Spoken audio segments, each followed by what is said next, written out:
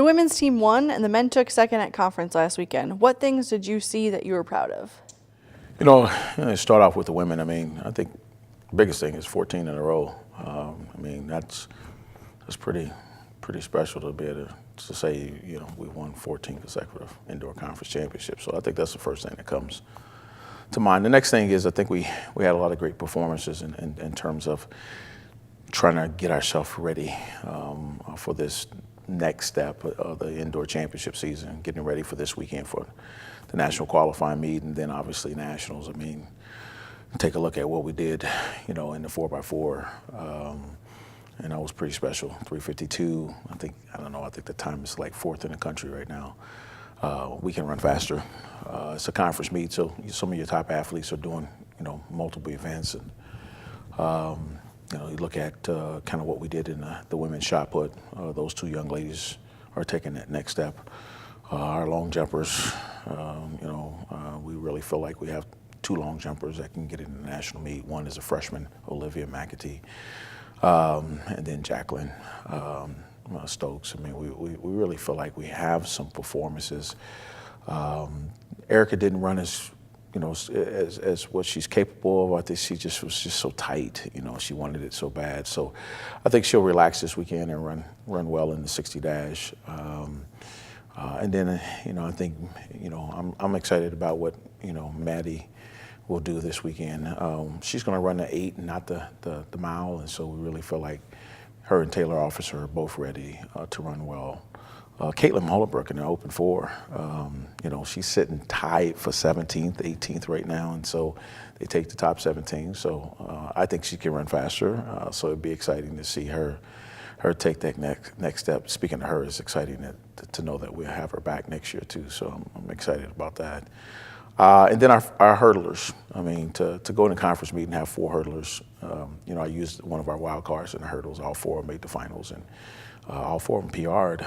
So we're excited to see them take that next step and possibly make another drop to get in a national meet. So, across the board, I really feel like that we did a great job. We had some freshmen, both on across the board from the standpoint of field events and distance.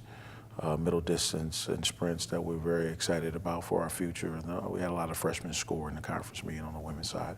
On the men's side, we had a lot of freshmen score big. We fell short, but we had a lot of freshmen step up and score on the men's side. So we're really excited about that men's group. Finishing second is not where we want to be. I'm not going to sugarcoat that. But we did some great things leading to the future and definitely leading to the outdoor season. So we're excited about that.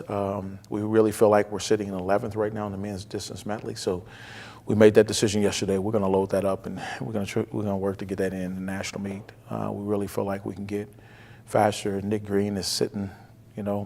He was the eyeball out last year, and as a senior, we really would like to see him get in. So he's going to run the Open 8 this week.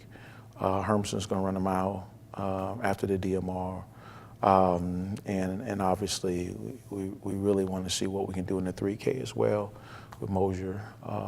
And then we got 2 long jumpers. Both Hageman and Cook is going to long jump.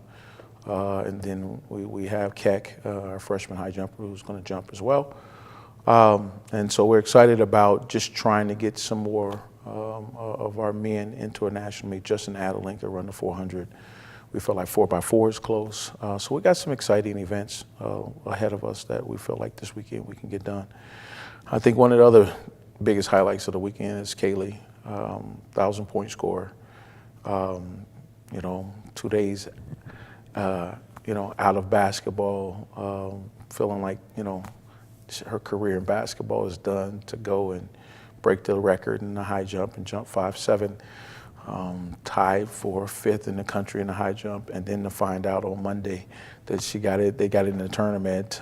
She's had a whirlwind, but what special of a senior year can you have as a collegiate athlete on top of all of her student teaching that she has to do? So very, very happy for her and excited for her because I know her love for basketball and I know her love for high jumping.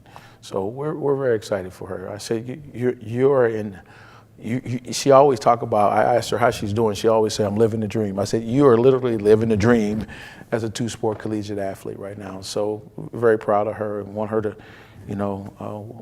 if I told her, you get to the point where you go this weekend and basketball, win these 2 games and you're playing in the Sweet 16, man, you definitely living the dream, and that's exciting for you. So I'm excited for her. She's a great young lady, and couldn't be more proud of her, and obviously our basketball team for making the tournament. Speaking of the last chance meet this weekend, what do you focus on this week in practice, and do you make any adjustments to try to prepare? Right now we just fine-tune things. I mean, the past couple of days, yesterday was our hardest day of the week, and today, or the next couple of days, we're just trying to fine-tune things. But I feel good about where we are right now. I kind of like to be under the radar right now, so I'm okay with that. But I don't think not one of our kids that's competing this weekend has hit their personal best. And I think they got a lot to give. And, hopefully next week I can sit here and say that this is how our training is set up. So I'm excited about where we're at. Sounds good. Okay. Good luck. All right.